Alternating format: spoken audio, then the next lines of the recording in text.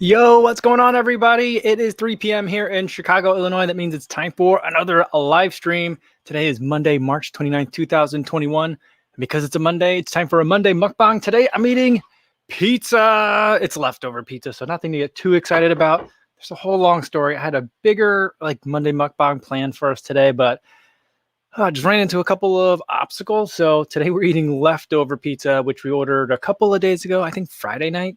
There's still miraculously some pizza left. This pizza that we're eating is a thin crust pizza from Lou Malnati's, which is a Chicago pizza place. They are known for their deep dish, but we very rarely order, like most Chicagoans, we very rarely order deep dish pizza, probably because deep dish pizza is not that delicious. But we do order their regular thin crust pizza.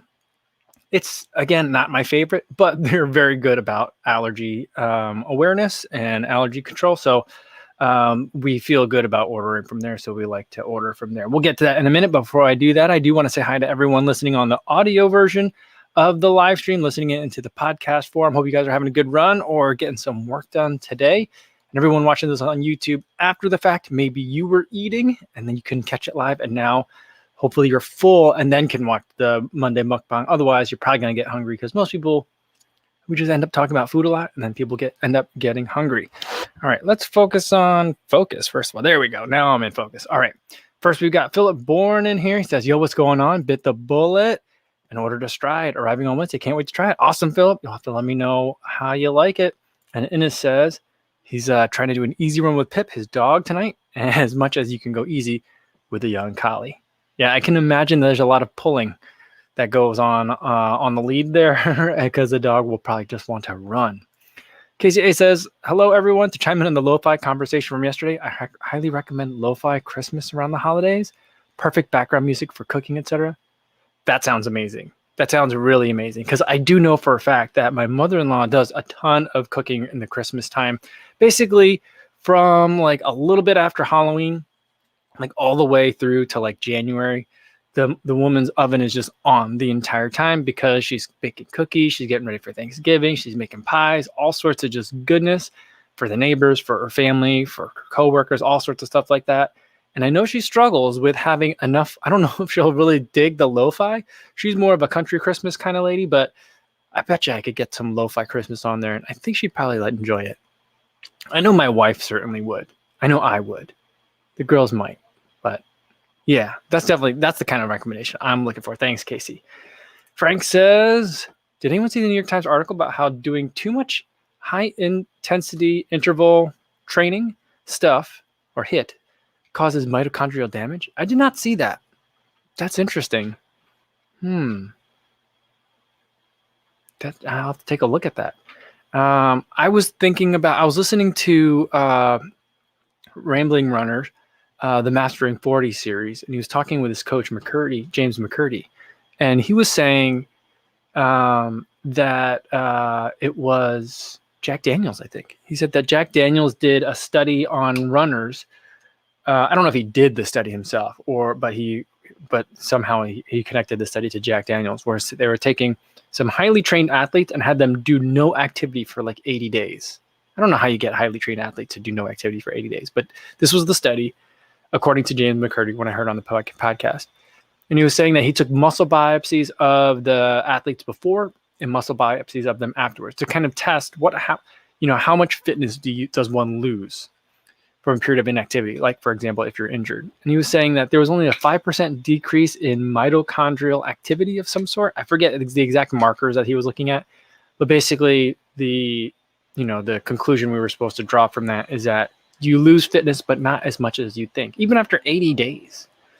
So it's kind of, interesting. But it does too much, does damage. That's interesting. I'll have to check that out, Frank. Thanks for pointing that out. All right, Chris Yao says, hi, everyone. Pizza time while multitasking the live stream, work, and the Chauvin murder trial on in the background. Yeah, I can't watch that.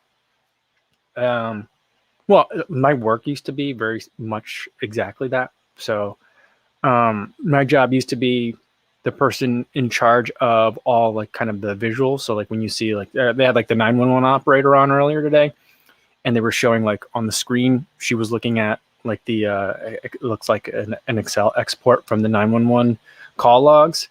Like getting those exhibits like up on a screen so that jurors can see it, witnesses, judges, all that kind of stuff. I was kind of in charge of that, depending on the trial, in a variety of different levels, and also just kind of like, in a lot of different ways I was involved in trials. So a lot of times when I watch trials now on TV, I'm like, this is like watching work, which is on the one hand interesting, but it's always frustrating because they're like, why didn't these guys call someone in for help?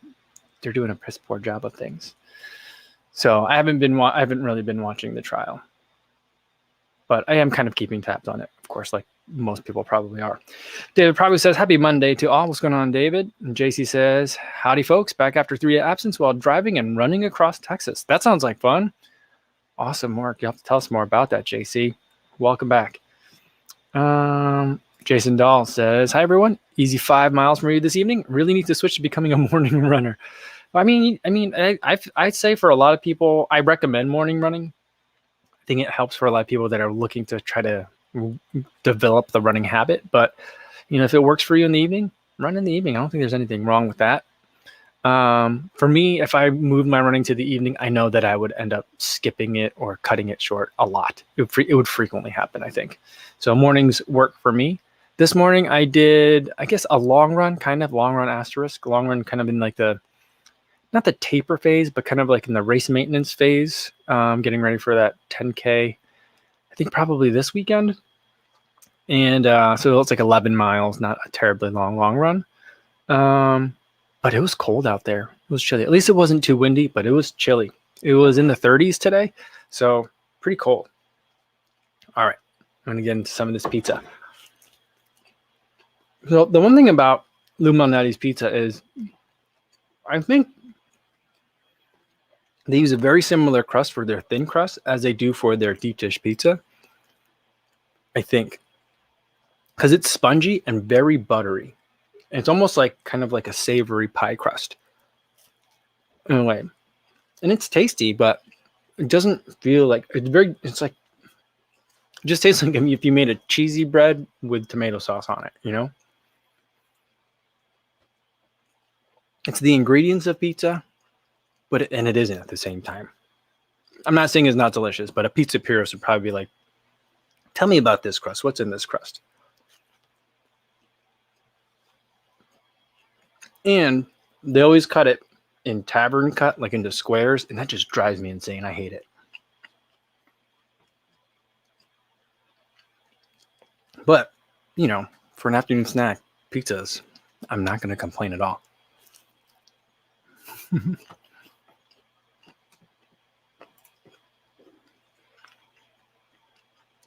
Spence says, what up, friends? I've missed this so much lately. Life has been taking me away from the live stream. Well, glad to have you here today, Spence. Sorry to hear that things are busy, but you're here today, so awesome. Yana's here, says, hi, everyone. What's going on? Albert Long says, happy Monday. Awesome. Hi, everybody. We got Martha in here. She says, hi, a little late. And Ben Y says, it's La Pizza de Kofuzi. Nice. I like that. Is La Pizza here today?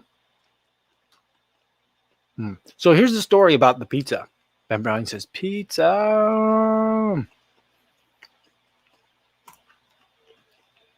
So I was going to try to show you guys Detroit style pizza today. And I was going to order Jets. Are you guys familiar with Jets pizza? Or are you guys familiar with Detroit style pizza at all? Sorry, I'm not really out of focus. So Detroit style pizza is Pizza Hut is kind of like a mass market example of like what Detroit style pizza kind of like can be.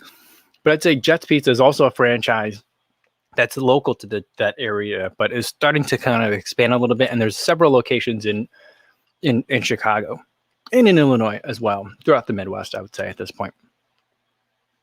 And it's kind of like there's a local pizza place around here that serves a pizza that's kind of like it. They call it Spingione, or kind of like a Sicilian almost. It is probably the thing that probably most people recognize. And I think for a while, Pizza Hut tried to make a pizza that was more classically a Detroit style pizza, and they just called it Sicilian. And so they sold that for a little while. And One of the things that also it's kind of like deep dish, but it's kind of not. It's almost like eating like a pizza if you put it on a focaccia, because then a lot of times people put a little extra oil, sometimes butter, in between the crust and the pan, and sometimes even a little bit of Parmesan in there, and then they bake it, and then it crisps up real nice. So unlike regular pizzas or like tavern style pizzas where you don't want the crusty parts, you want the inner part, on Detroit style pizza, you want corners because they're crispy, crunchy edges, and they're really nice and tasty. Jets makes a thing called 8 corners. So basically 2 like squares you get in a box, in a rectangular box. I was going to get that today. I had it all ordered, set up in my cart. And then the Jets pizza location is less than a mile and a half from here, but they don't deliver to my place for some reason. So I don't know what's going on with that. So I'll have to go there and get it. So we'll do it some other time. All right. Dr. Funk says, I don't know if you've covered this, but what's your favorite pizza place in Chicago? My favorite place is the place that's near me. It's a couple blocks away. It's called Rinaldi's. They have probably one of the closest things to a New York slice that I can find around here. It just tastes like pizza to me. I mean, I think the best tasting pizza is the pizza you grew up eating. So if someone grew up eating Domino's, they're probably going to like things that taste like Domino's. Someone grew up eating Detroit style pizza, that's what they'll like as well. So I don't really like deep dish pizza. I don't really consider it a pizza. It's more of a casserole. But if I usually, whenever there's a tourist in town, I almost always take them to eat deep dish pizza so they can experience it for themselves. And I usually like Giordano is the best of those. All right, Bert says, what's going on, Bert? He says, summertime in Belgium is now aligned with Kofuzi summertime, and I can join the live stream again. Awesome. Well, good to have you back. It's good to see you. And Rob Benspound says, bon appetit, Kofuzi. Awesome. All right. Parker Max says, hey, Kofuzi, I have a quick question. Is YouTube your full-time job? Keep up the great work. I guess it kind of is. My full-time job is to manage the children's schooling and stuff. So, I mean, that's it. I'm a stay-at-home dad, I guess, is my full-time job. YouTube is kind of on the side. Although a lot of times YouTube will kind of take precedence and urgency in terms of like the work-life balance of things. You know, sometimes I'll lean on my wife for stuff, for help whenever I have to like take a meeting or something like that. And she always helps during the live stream every day. I don't know if she's rescheduling her work calls to avoid the live stream these days, but sometimes I think when it's like easily feasible for her to do so, then I think that she is. Philip says, watching a Monday mukbang from bed isn't the smartest idea. Now I'm craving pizza. I've said this many times before. If I even so much as see like a pizza emoji, I'm going to want to eat some pizza. So, I mean, like when Teenage Mutant Ninja Turtles came out and their like thing was pizza power, I just thought that was so magnificent. I loved it because I've always just loved pizza, even then as a kid. So the Lou Malnati's pizza that I'm eating today, it's a little extra crunchy because it's been reheated now from leftovers, but there's like a butteriness to the crust.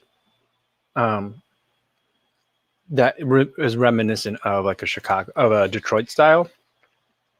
The crust is a little different, and even the deep dish, and they don't serve a pizza that's like that, but I think they're borrowing some techniques. So a confluence of styles in the thin crust here. Oh, Matt, what's going on, Matt? Good to see you again. He said he got 90 miles last week, all in the Brooks Adrenaline 21. Really? Wow. That's crazy. Just so like every run last week was in the same shoe? You want to rotate things around or mix it up? That's incredible. I'm trying to think, what's the most I've ever run in one shoe in 1 week? Is it probably like 60 miles or so? Probably. I mean, I have to go look. But I do remember that I've done a first run video and a 100-mile video in like consecutive weeks before. And that would require like, running in that shoe basically almost every day.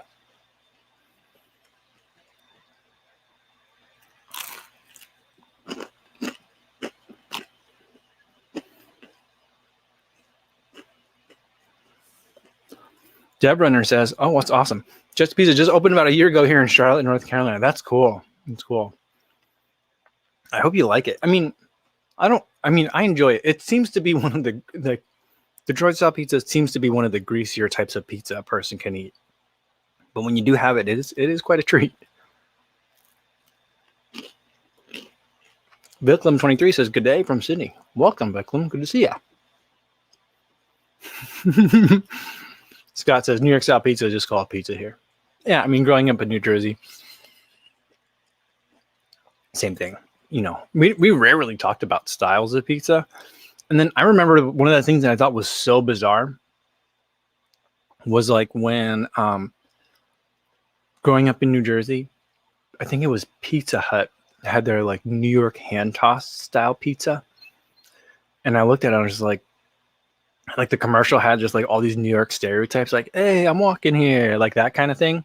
And I was just like, what is this? Is this for real? I mean, I knew even then, like in like middle school or maybe it was high school, that there's a difference between like what Pizza Hut has and like what I would consider like a regular, like a pizza place.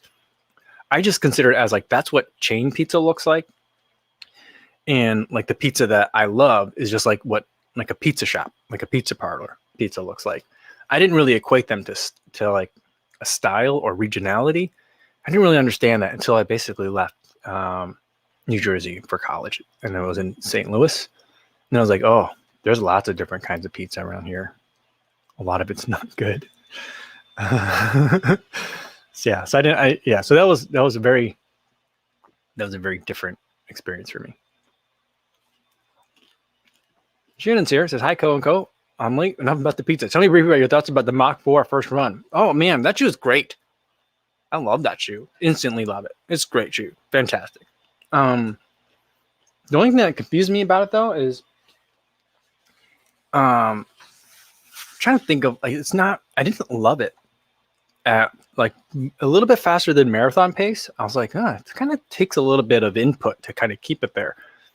Like right around marathon pace and slower than that, from like slightly above easy to marathon pace. That's where it really loved to be. And I just felt like you could just sit there forever. Easy was great. Even like shuffling at like recovery pace, like that was great. Really enjoy it. There's a really nice, the Ortholite, I think it's Ortholite, the liner in there, really comfortable footbed, plenty of room. The heel is nice and squishy, like in the ProFly. I don't know which one, if it's the ProFly, the outer, the lower foam, or the closer to your foot foam. But something about that really nice. It almost invites heel striking, but in a good way, because once you do, then your foot kind of like lines up really well and you just roll. It's really nice. I could see why people love that shoe, but I don't think it's a particularly fast shoe. But I also think that's okay, even because like, and I was like, why would they name it to a Mach? MACH, and then not make it a speed shoe? But it doesn't seem to be a speed shoe to me. It can go fast. I did some strides in it and it was great, but I don't think that's where it loves to be. But I think also they've got the Carbon X2, and so that's kind of like if you need to go a little bit faster than what the Mach 4 can do, you do the Carbon X2. So really good shoe. It's fantastic. I mean, when people say it's going to be one of the best shoes of the year, I think they're right.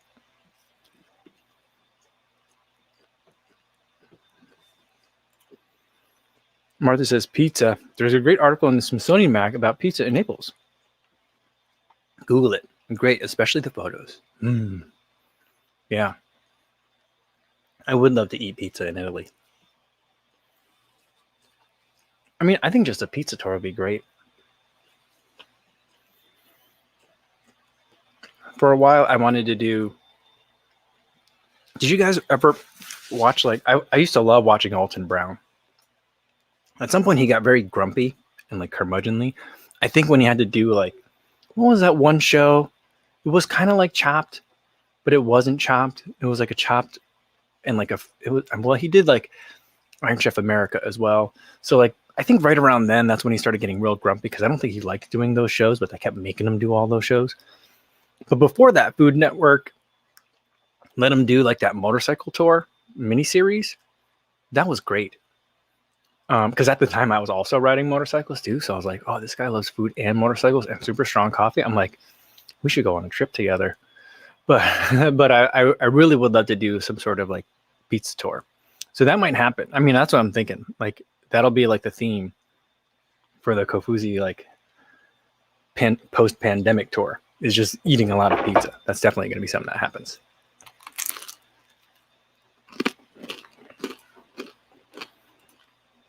Splacked says, quick question, Co. Clifton 7 or Nova Blast for long, easy runs? I go with the Nova Blast. I love that shoe. Both are good, though. And you want to find that article that Frank was talking about. It said, found the study. They increased exercise load over 4 weeks and found that on the toughest week, the athletes had trouble tolerating glucose. Interesting.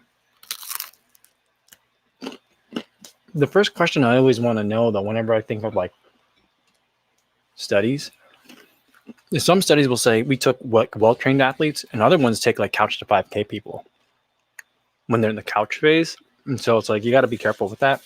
And then some studies will say we're taking well-trained athletes, and the definition of well-trained athletes is like, runs once a week, which is nothing wrong with that. But I wouldn't call that well-trained, So like, I know it's hard to get enough people to make a significant, statistically significant study a lot of times with these, but it'd be interesting to see what it is. But also it's like over 4 weeks, increasing load. I feel like that's not long enough, right? Because 4 weeks seems like a long time, but it's also not, right? I don't know. I've never done like group fitness. I've never done a group fitness more than like once in a row. You know what I mean? Like I've gone to like a treadmill class. I've gone to like a yoga class once, but I've never done it like continually, regularly. So I don't know what that's like and what like the progression is like on that. Ed Chan said, I went to Giordano's for deep dish when I was in Chicago. It was okay, I guess. It made me feel like the tourist that I was. But I mean, you're you know what I mean? You're going to a tourist spot. So you should feel like a tourist there, and you shouldn't. I don't want you to feel bad about it. I love taking my father-in-law there. He loves it. There's this like fried appetizer sampler that it's like for 4 people that me and my father-in-law basically split. It's pretty awesome. Anthony wants to know, what's my favorite vegan cheese for pizza? I don't know, man. I'm trying to think. I think I had a vegan pizza a little while ago that I don't remember which one it was, where the cheese wasn't miserable. But I'll tell you what, Daiya, Daiya, it's been several years. I don't know if there's been advancements in the vegan cheese technology, but for pizza, I just thought it was just not great. So I don't have a good answer for you on that one. This is not vegan. This is regular cheese.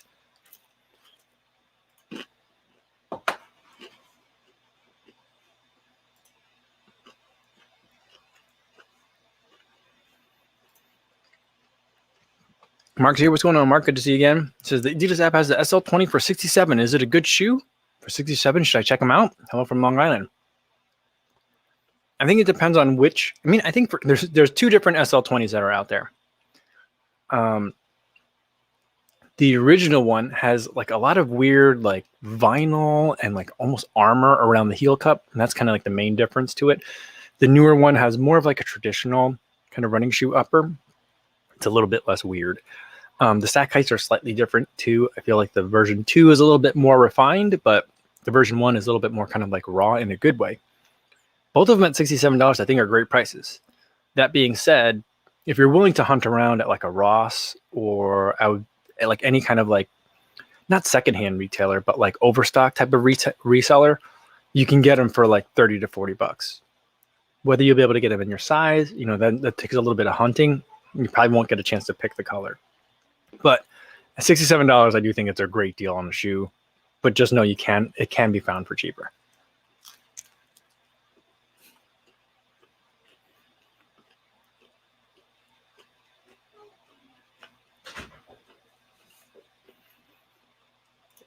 Teddy Jordan said, Couples, you should have notified us about the pizza theme before basking us deep in it. We could have at least ordered some in advance. I should have done that because I knew yesterday that I was going to do pizza. So that's my fault.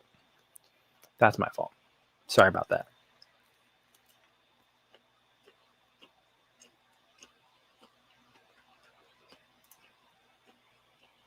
Shiv Skill says, is it windy for you right now in Chicago? Also, what's your go-to miles per day? The wind has calmed down now. It's been windy for the past couple of days. I think, and fingers crossed, although this might still be a fake spring, I think we finally hit spring. It's going to be like the highs will be in the 60s for the next couple of days in a row.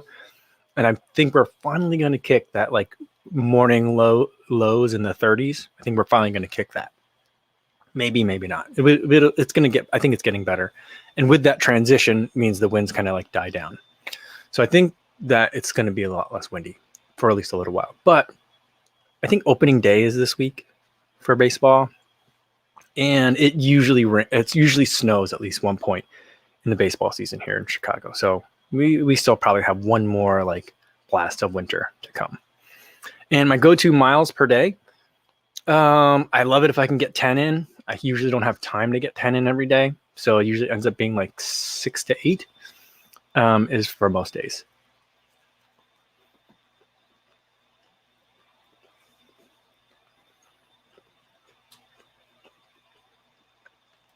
And Remy giving me the update on Daya. He says, nope, there hasn't been any advances in technology. It still sucks.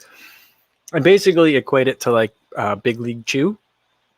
And one time tried to make it on a pizza because it's like they're like bakes like cheese, it looks like cheese, tastes like cheese. And so, you touch it and it looks like cheese shreds and you put it on there and then it looks like it kind of melts in properly. It never really browns. But then you eat it and you're like, this is like I'm eating bubble gum on a pizza. It's very strange. Dr. Punk said, did you air fry the pizza to warm up? It looks cold. It is cold now because I warmed it up a while ago. It's now 3:30 almost. I didn't use the air fryer. I used the regular oven. The air fryer is still in Iowa. It's in my in-laws' house. I miss it every day. I really should have brought it back. I really thought we would just come back for a little bit and then get back to Iowa. But I think in a good way, vaccine schedules are moving up. Chicago, all of Chicago has moved into phase 1C, which means anyone 16 or older that is an essential worker and or has some sort of underlying condition. And I think the way they put it, they say that puts 84% of Chicagoans are now eligible to sign up for a vaccine appointment. I unfortunately don't fall within that 84%. And I saw Biden was on TV today saying that in 3 weeks, 90% of Americans will be eligible to sign up for a vaccine appointment. I'm still not in that group, so I will be one of the last people to get it. But maybe I'll get another air fryer to hold me over in the meantime.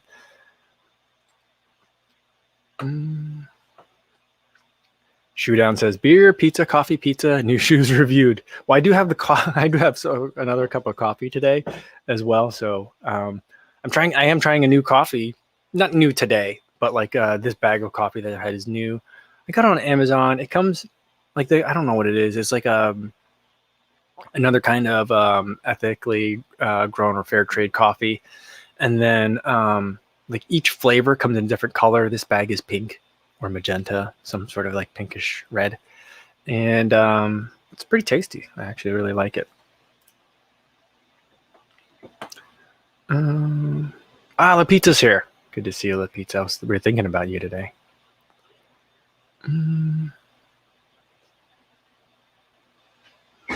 Frank says, you just need to review another air fryer. Maybe. I think that what they should, I don't know, like the thing with the air fryer is I don't like stacking stuff on it. So like, I think if they made it flatter, maybe you get more food in there, but then it starts to get really big. And I don't know. I'm not really sure like how they can make advances on the air fryer technology to make it even more useful. But I will tell you, like reheating pizza, making my bean tacos. My bean tacos have not been this, and I eat bean tacos pretty much every day, have not been the same without the air fryer. And I have a convection oven. So like technology wise, it's the same, but it's not the same. The air fryer does something a little bit different and I miss it. Slash Prime wants to know, what car do you drive? We bought it from my in-laws when we were in Iowa. It is a 2015 Dodge Journey. It's got 171,000 miles on it. It does have XM radio, which doesn't work half the time because we're in a city and like the signal bounces off buildings. And yeah, it treats us really well. It's really big, and the turning radius is not great. So not the best city car, but it was really useful for us to have during some tougher times. And I'm glad I didn't have to go and buy one like at a dealership and deal with other people and all that kind of stuff. So really very glad to have it. All right.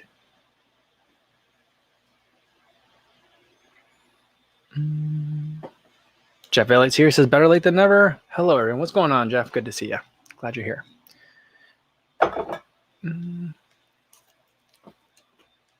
Ben White says, looks like the air fryer could benefit from a wider geometry. I think so too. I think if they made an air fryer in the shape of those specialty pizza ovens,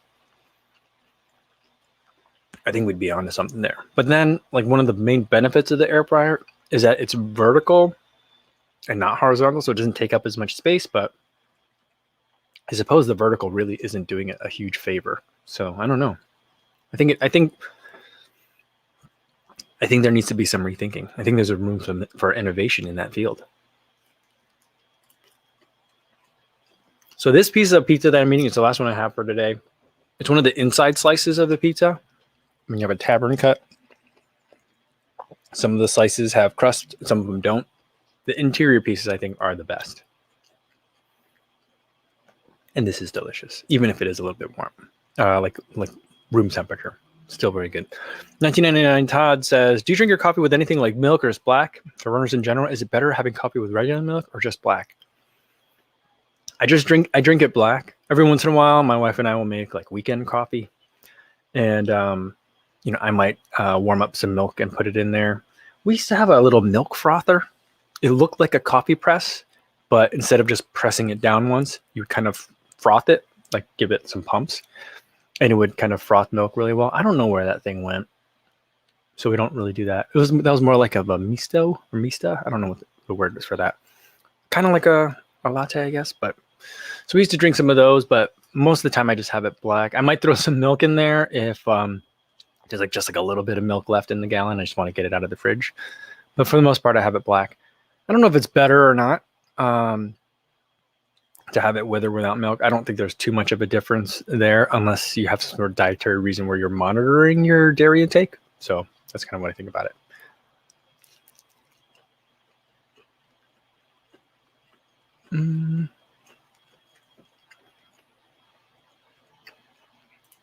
The pizza says, what fraction of your viewer base is from EU? I haven't looked at the stats very recently, but I want to say a significant minority, probably maybe like 20% or so. The vast majority, I think, is from the United States and Canada. And then if I count, I think I usually get a breakdown by country and not by region. So I think if I were to add it up, maybe it'd be more like 30, maybe up to 40%. I think 40% would be high.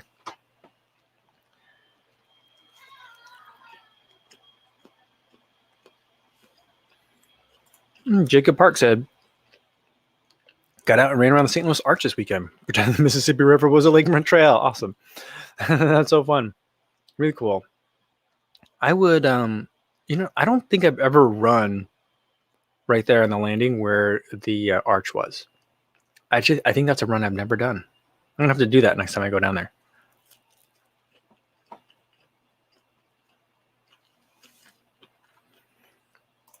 How much oil can an air fryer hold? 0, I think. I think like the Tefal ones, they had a video that went along with those that said you put in like a tablespoon of oil. But air fryer is a little bit of a misnomer. It's technically a convection oven with a lot of convection.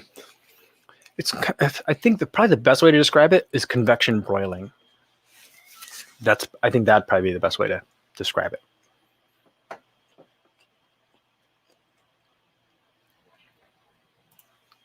Kyle Patton says, can anyone clarify? Oh, yeah. So that answers your question. But I will tell you, there's something about the dimensions. Because like the air fryer is like compact, the heat source is really close, and the air is circulating like really quickly or much more quickly. I have a convection oven, like a regular size oven, and it doesn't do anything like what the convection oven can do. I think part of it is what you're cooking on. So in a convection oven, you put it into like a fryer basket. So the food kind of like is more exposed to air on the bottom part as well. And I discussed it at length in my air fryer video. That was like a 35-minute video, by the way. Really, really long, really unnecessarily long. But I think that's another part of it. So like imagine like if you've got pizza on like a baking sheet in the oven, if you got convection, even really good convection, it's still not going to convect, I guess, from the bottom part because the baking tray is going to act as a heat shield. And it's not going to be in there usually long enough for that pan to conduct heat instead of convect heat, I guess. So that's kind of why I think it's a little bit different. So like air frying is a misnomer, but I don't think it's a terrible term either, because the way that frying works is that you're using a hot liquid that envelops the food and attacks the food from all sides with heat. And I think that the air fryer is doing the same thing with kind of like not super heated air, but heated air. And so like the cook times, I don't know why I'm just so out of focus today. The cook times for me end up being somewhere in between microwave speed and oven speed, but the cooking texture ends up being more like oven texture. So that's why I really like it. I love it for like freezer foods, like pizza rolls, egg rolls, like anything that you freeze and heat and eat. And I also love it for leftovers and tacos. But the size leaves some things to be desired. You can't fit a ton in there. Oh, here's that kind of question I was looking for earlier. Will wants to know, Cody, did you have a problem with the RC Elite and the wedge causing pronation? I know a lot of people have had that issue. I didn't have that problem. I have pronation and I could see what people are talking about. You know, it looks really bad when I look at my footage too, but it wasn't to the point that it was bothering me. And so I felt like the shoe was doing what it was supposed to be doing. I don't know why this is giving me so much trouble today.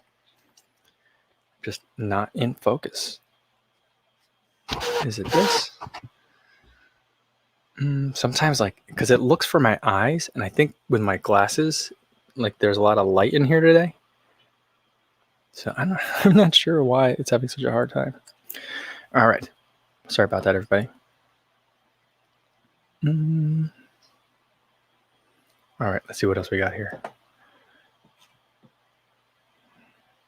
Not really. Hank Aaron says pizza rolls and egg rolls are not really food, but they are delicious. I will tell you that. Colin McLaughlin, hopefully I said that right, says, hey man, new to running and looking for an upgrade from an Apple Watch. What would you recommend? Well, I think the new Apple, I mean, if you want another smartwatch, if you want a smartwatch that can also track your running activities, then the Apple Watch for me is a clear and easy choice. But if you want something that's doesn't necessarily have to be a smartwatch as well, then I would really push you towards kind of like the running watches. But for the most part, you're going to lose a lot of that smartwatch functionality. Some of them you can get notifications to the phone, but like everything's going to be like a little bit kind of like not so smooth in the terms of the way it works. And so like you kind of have to make that choice at some point. Do you want like a running watch that can do a couple of other things, or do you want a smartwatch that can do some of the running things? For me, I really like Polar watches. I'm very biased about it. I'm very upfront about that too. But I do like Polar watches quite a bit. From other brands, and I think for the Polar I think the M2 is probably going to suit most people's needs. But I think from other brands, I think the Garmin 245 provides a stunning amount of features for the price, as does from Coros the Pace 2. I think those two are also some really great watches. Yeah, Kyle Patton says, if you stick with the Apple Watch, get the Work Outdoors app.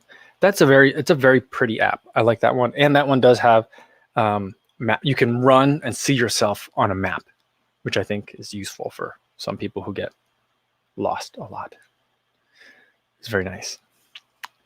Joey H says, Kofuzi, will we ever get a stretching recovery day video? I've been thinking about doing like a recovery day video, but most of my recovery days are just easy running.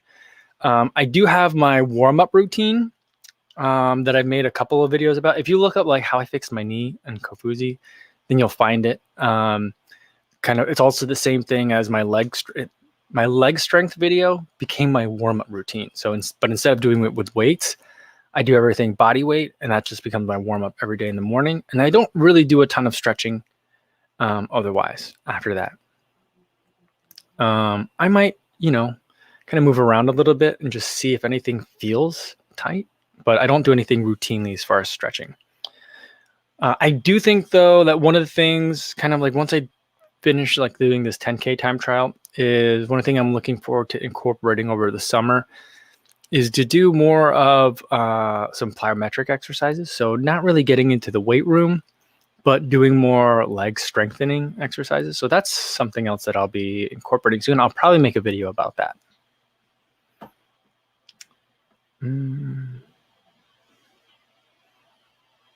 Jeff Elliott says, hopefully not too late to ask a question. Is anyone doing a fairly heavy traditional lifting that doesn't negatively impact their running? Started doing 5 by 5 again, and ouch. Yeah, I don't know. I'm not doing anything with weights, mainly because I don't want to go into a weight room. I don't want to buy weights. Although, like every time I see someone do something with kettlebells, I'm like, maybe I could just get a couple of those and that'll be enough. But yeah, I don't know. But I know that there are a lot of people that are out there doing it. I mean, and I think Ryan Hall has been like not collecting, but like a lot of runners that still want to do a lot of lifting are seeking out his coaching. And like it's not just him, but I think he's part of a team, or he has a team that does coaching as well. And they incorporate a lot of weight lifting with their running as well. So yeah.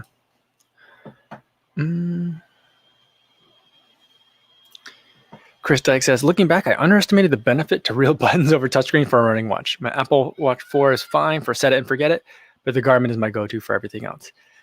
Yeah, I think if you're going to do anything where you have to mark laps, then like the touchscreen is really hard. And even I've been testing this Polar Ignite, and there's one button, and you press one button to kind of like get into like, all right, I'm about to start my running activity. But to start the activity, I have to touch the screen. And even though like right now it's spring, so I'm still wearing gloves, but the gloves are a little bit thinner. Like it takes like 3 or 4 presses sometime. And then if I wanted to like mark a lap with it, I would have to again press it. I remember, what was I was using? I don't know if I was using Workout Doors or iRun 26.2 on the Apple Watch. And every time I wanted to like take a lap, I just felt like I was like running, and it was like, I called it like the midair refueling, because you're like running and you're sweaty and you're like, your fingers trying to hit like one of many buttons that are in like the lap marker screen. Because it wasn't just like touch anywhere on the screen and it marks a lap. It was like you have to swipe over and then hit a specific button. So like there was just, after a while, just like I need buttons. I need physical buttons. I can't deal with these touchscreens anymore. So yeah. And Shannon says touchscreen watches seem like they'd be really hard in winter with gloves. I think, yeah, they are. They definitely are. And so that would be very difficult to kind of deal with. I think for a lot of the apps, you can map some of the buttons to make them be so like the Apple Watch technically has 2 buttons. It has the crown that you could press, and it has the other button. So a lot of times you can map like pressing both of those buttons to be the lap marker. So there's ways kind of around it and stuff like that. But you kind of have to like think about it a little bit more. So that's kind of that. All right.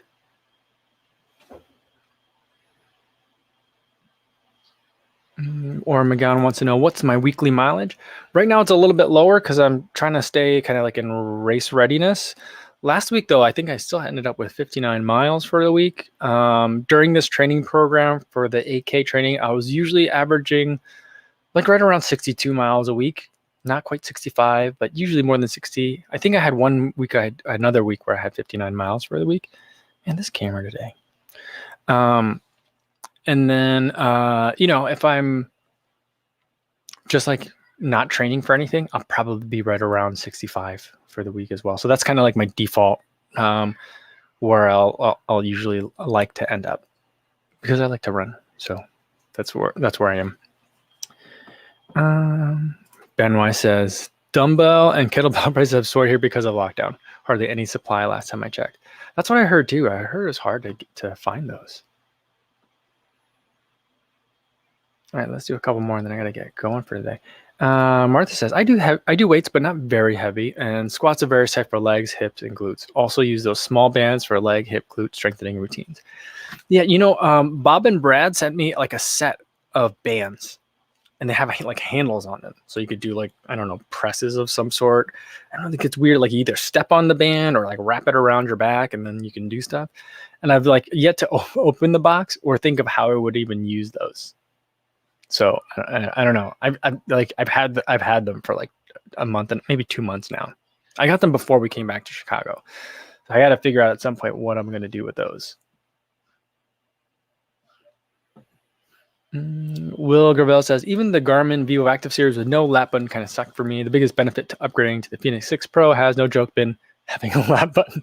Yeah, I had the Vivo Active 3. That was my first smartwatch. I felt like, or my first running watch. And I felt like, you know, someone could have told me like, hey, you're not going to really use all those smartwatch like features and all that. And I, you know, it's one of those things that I had to go and do it myself. I learned that I want more than one button. I want at least two. And then like even the Apple Watch, like I've been thinking every once in a while going back to the Apple Watch. I mean, I still have one, I still use it, but like I've been thinking about going back to having that as like my main device. But I'm just like, yeah, you know, after a while, I use a lot of the stuff that it's great at, you know, and then the stuff that I would use it mainly for, it's not the best at. So I don't know. I'm not sure.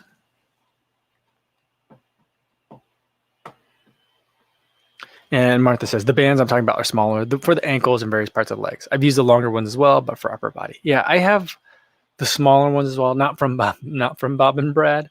But I got a couple, like one on Amazon that I do kind of like what do they call them, crab walks or monster walks. I do that.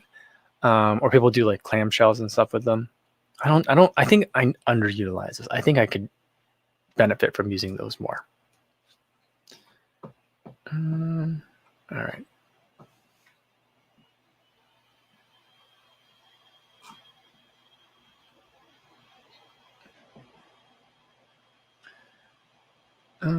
Jay Jones, and we'll do this the last one for today. Can you tell me how the Artist by Atreyu fits? Was it true to size for you? It was true to size for me. I thought it felt great. I believe it's pretty much the exact same upper as that are in their what do they call them? Like the standard. They don't call them the Voyager because the white, blue, and yellow one is that colorway is called Voyager, but everyone calls it like the Atreyu Voyager, like the original shoe. In an effort to kind of save costs and engineering, and probably prototyping, they just put the same upper on the different midsole for the Artist. And so if you have familiarity with the regular Atreyu, then you know how it fits. But for me, I thought it fit very well. It always struck me when I ran in the regular Atreyu that the upper felt like an upper for a much faster shoe than the midsole was. So like it didn't seem like a match to me.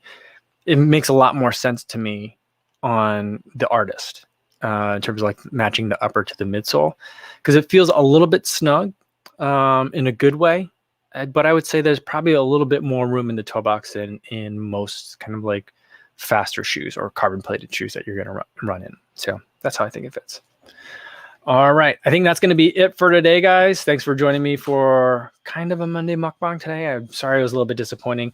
I will have something better for next time. Tomorrow for the live stream, we'll do Trivia Tuesday. I'm not sure what we're going to do, but maybe we'll play a game. Maybe it'll just be regular trivia. But we'll do that tomorrow at 3 p.m. Central Time. And tomorrow's video, a little surprise for you guys who are still here at the end of the live stream today. Tomorrow's video is actually going to come out tonight at 9:30 p.m. Central Time. So keep an eye out for that. That one's going to be a fun one. All right. Until I see you again, guys, be safe with everybody. Thanks.